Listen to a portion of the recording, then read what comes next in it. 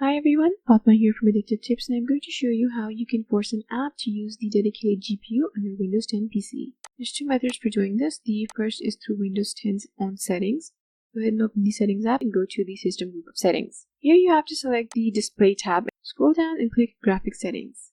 On the Graphics Settings screen, you need to open this drop down here. Choose either Classic App or Universal App. This depends on what sort of app you want to force to use the GPU. I'm going to go with Classic App. Click the Browse button and select the app. I'm going to go with Open Broadcaster Studio. Once the app's been added, click this Options button down here. You're going to get this other window here, and it has three options. The first is the System Default. This lets the system decide which GPU is going to be used. The second is Power Saving, and this is going to use the onboard graphics card. The third is the High Performance option, and this is what's going to force the app to run with the dedicated GPU.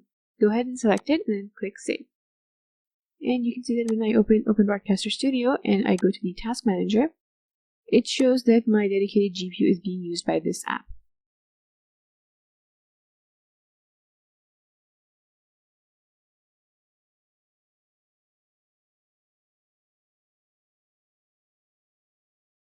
Now the second method is for users that have an NVIDIA GPU. Go to your desktop and right click on an empty area. From the context menu, select NVIDIA Control Panel and wait for the control panel to open. On the menu bar, go to Desktop and select Add Run with Graphics Processor to the context menu option. Close the control panel and then go to the app that you want to run with the dedicated GPU. So for this, I'm using Chrome. Right-click the app and you're going to see a Run with Graphics Processor option in the context menu.